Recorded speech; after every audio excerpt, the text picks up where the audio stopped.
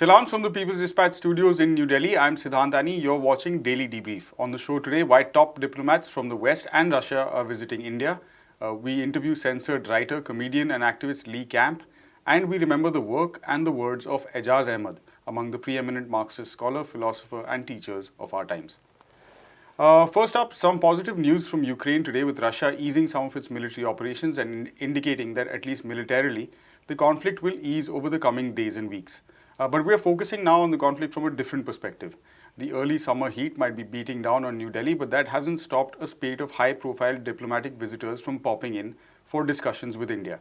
Russian Foreign Minister Sergei Lavrov was in town, so was the UK's Foreign Secretary Liz Truss, and the man with whom the buck stops as far as the US President Joe Biden's sanction regime is concerned.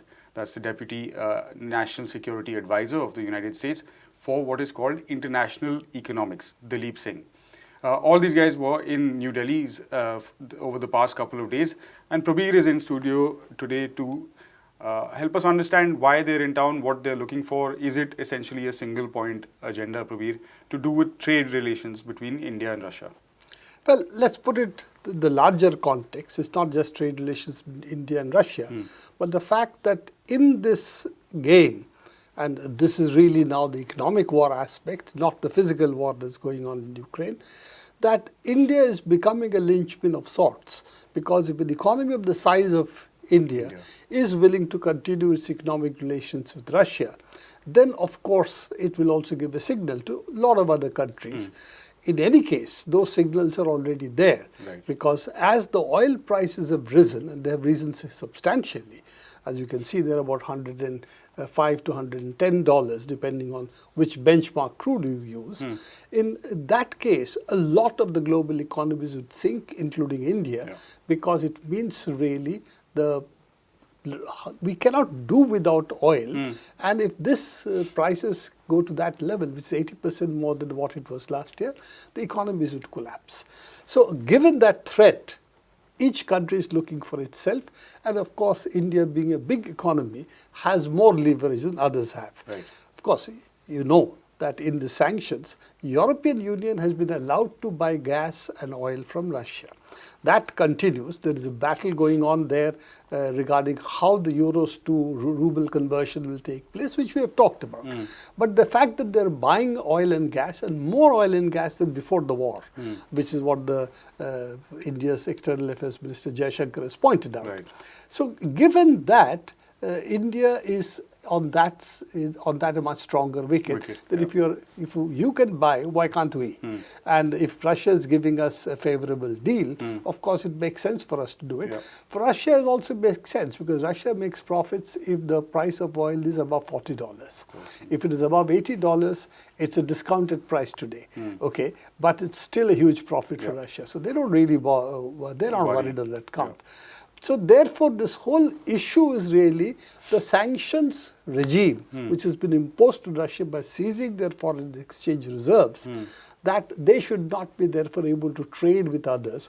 That will break down. And India is therefore, as a large economy, it is one of the larger economies in the world, could decide which way the other countries are also going to move. And I think that is a kind of tipping point for the dollar-euro sanctions that has been imposed on Russia.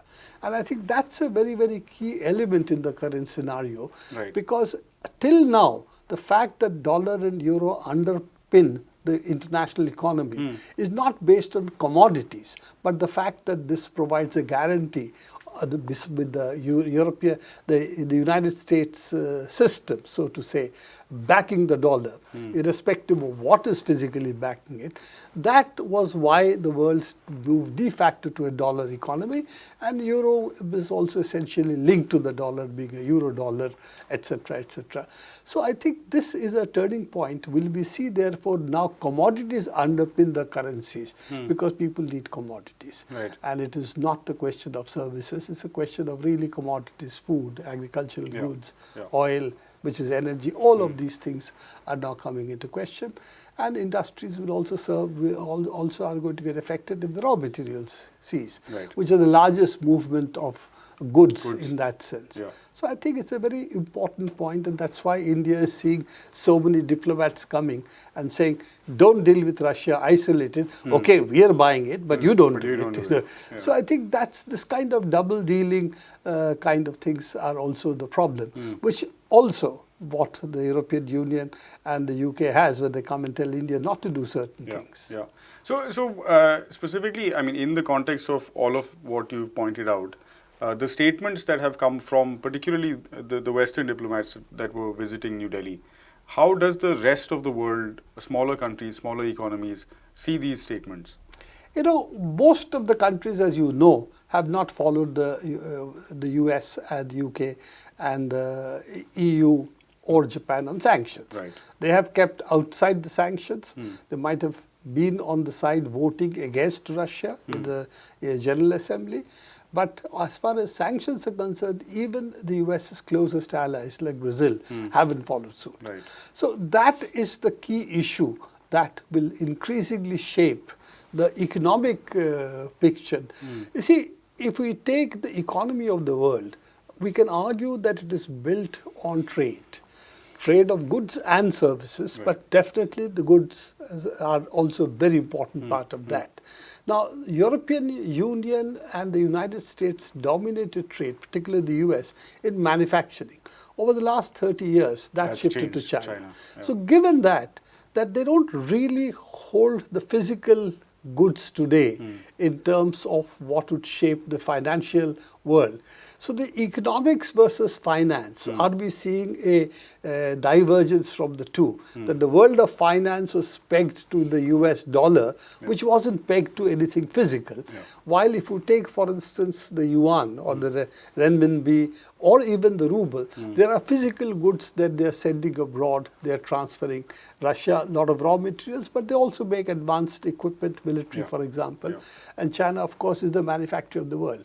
So is that what Potser, we have discussed him earlier, Credit Suisse really supposed to be a whiz kid. He has said in the future the renminbi pegged to a basket of commodities will determine what will happen in the future. Is that the way the world is moving? And is Russia then trying to use petro rubles, linking it to the ruble, the petroleum price, the gas price to the ruble? Is that the way to go for Russia? These are the questions, and we can see that playing out between European Union, particularly Germany and Russia right now. The ruble gas exchange, or will it be euro to a Russian bank, ruble to be taken from there to again an account in the German company buying gas, and then the transfer taking place of gas.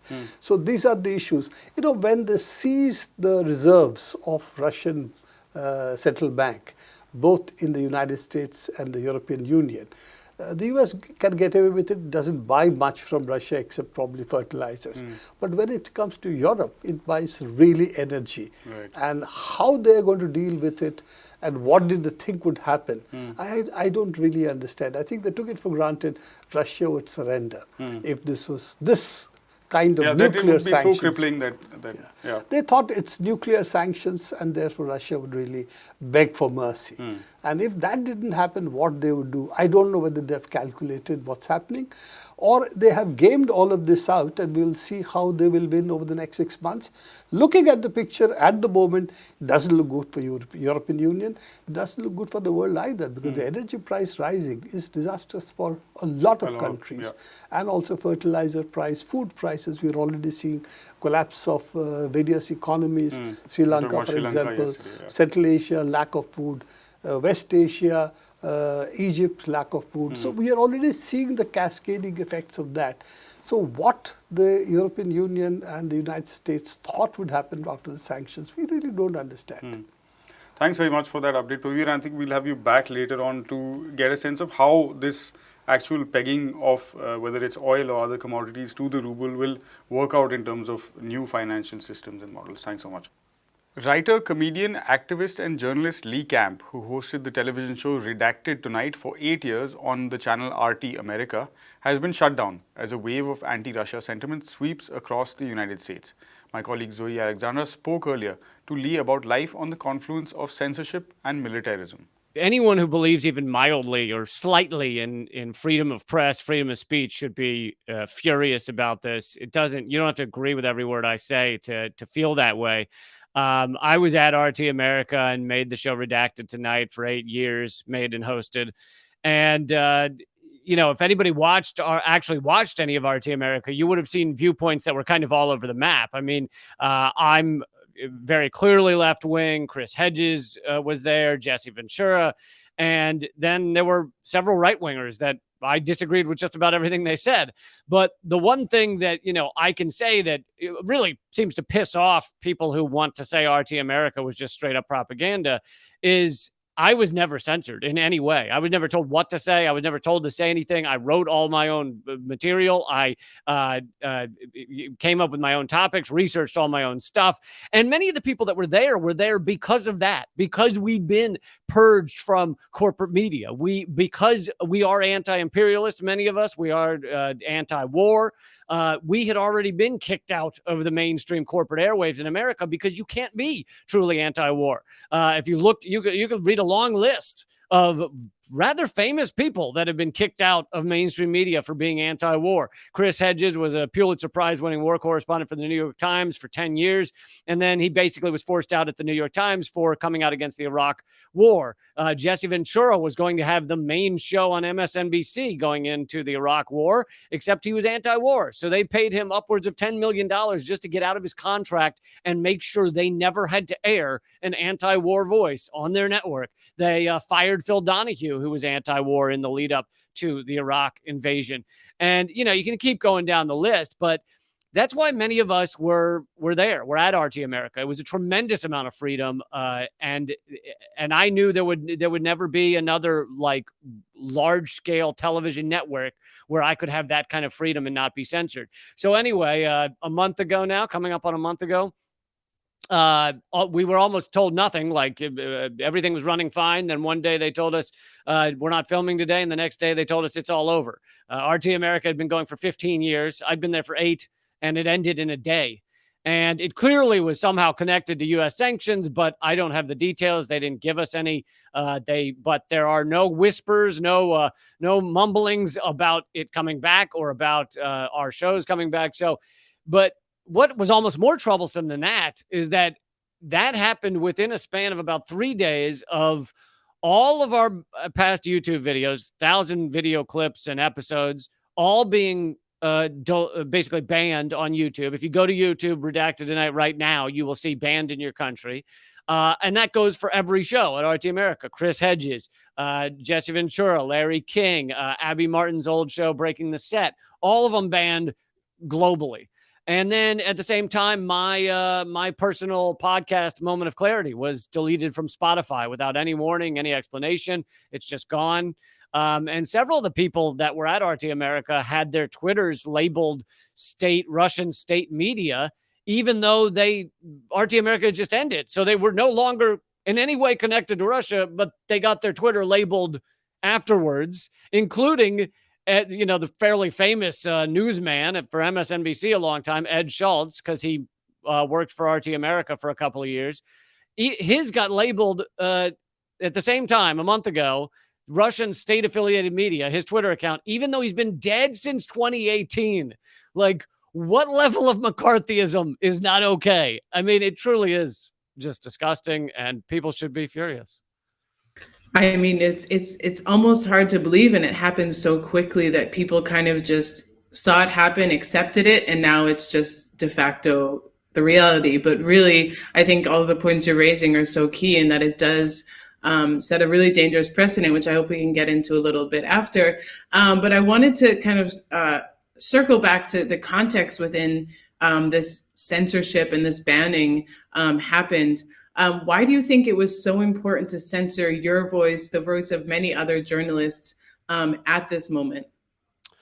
Well, what we've seen over the past month is, again, the manufacturing of consent for war. Now, I know that it's very similar to the lead up to the invasion of Iraq. All anti-war voices are shut down, are purged from the airwaves, are ridiculed, etc. But I know that some people right now, if they don't really understand the situation, would go, well, that doesn't make any sense. They're not manufacturing consent for war. In fact, they're manufacturing consent against war to stop the war in Ukraine. But the truth is that, and I even when this airs, there may be updates as to what has happened there, but still that won't change this past month. That has been the U.S. wanting this to continue. I'm opposed to the invasion. I'm opposed to war. I'm opposed to Russian bombing. I'm opposed to all of that. But that doesn't change the fact that the U.S. government wanted this, pushed for it by expanding NATO, by never giving in on even the slightest security needs of Russia. And again, that doesn't justify it, but people need to understand the history here. And so they have manufactured consent to basically ship weapons and support neo-Nazis in Ukraine and all of these other things that are pro-war. It is to create endless war. The U.S. government views this horrific war in Ukraine as basically a win, a propaganda win, an economic win to put massive sanctions on Russia. So they would be fine with it going on for years. They would want to turn it into Russia's Vietnam or something, which means they're okay with using this as a proxy war that basically uses Ukrainian civilians as cannon fodder. And to me, that's repulsive. On March 9th, 2022, the world lost a great mind as the renowned author, literary critic, professor and Marxist Aijaz Ahmad passed away. Throughout his life, Professor Aijaz Ahmad closely studied right-wing politics, chronicled the wave of imperialist assaults worldwide, and stood firm on his conviction in the Marxist method.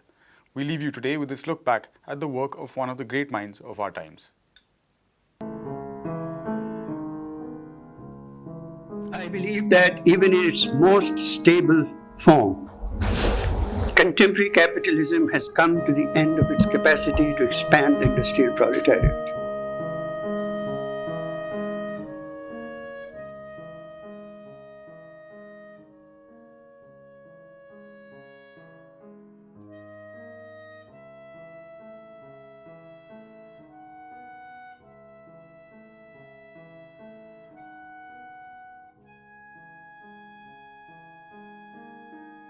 If you remove Syria, then the cordon sanitaire around Israel is complete.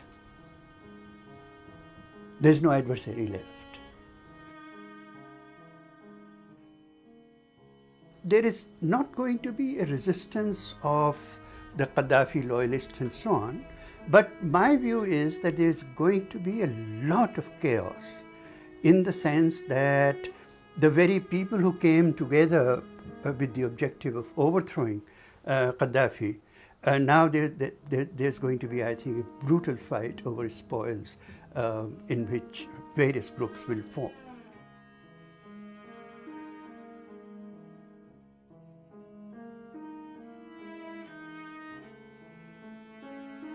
It's really worth emphasizing NATO North Atlantic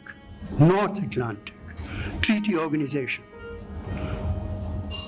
is fighting wars in Afghanistan and Libya and may fight further inland in Africa.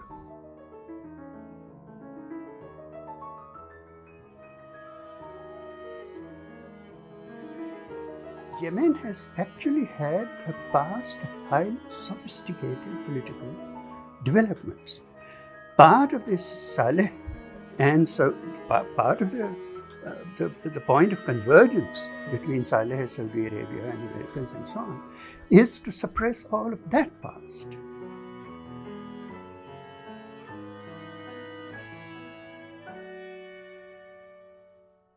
A person of the left must always ask, what is the social base? Who is doing the organizing? Who is doing the funding? How is this politics benefiting the working classes?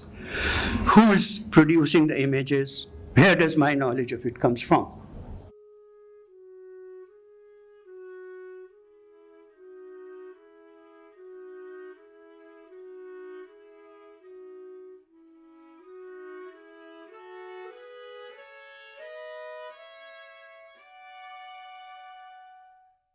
A society as ferociously unequal as ours necessarily involves resentments and conflicts.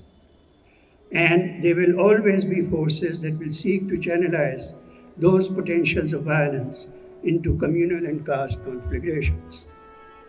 That is why the cultivation of the scientific temper and exercise of secular reason were deemed central to our public ethics by the founders of our union.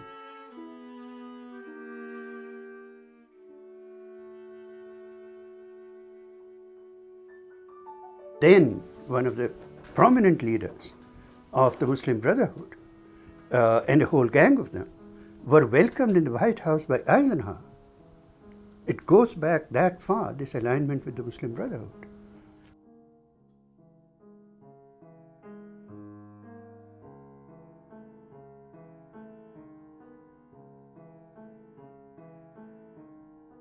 You see some of it, quite a bit of it, again and again in a place like Kerala, where it is a state within the Republic of the bourgeoisie, with very limited resources and so on, and yet there are extraordinary moments again and again and again, where this human solidarity for the sake of us all, no one in particular, this erupts and becomes a part of the way of life that the communist movement in Kerala is trying to create.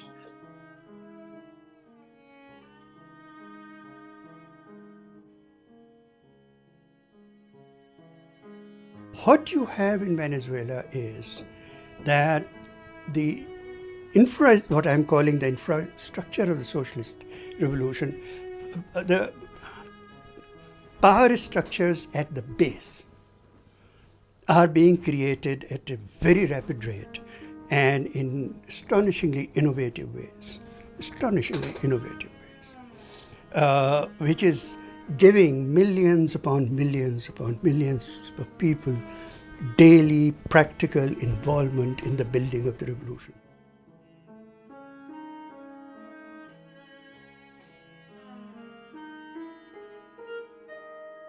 You know, the amazing thing about Che is that his entire life, actual texture of his life, is that of profound internationalism. For him, the ultimate arena of revolution was actually the world.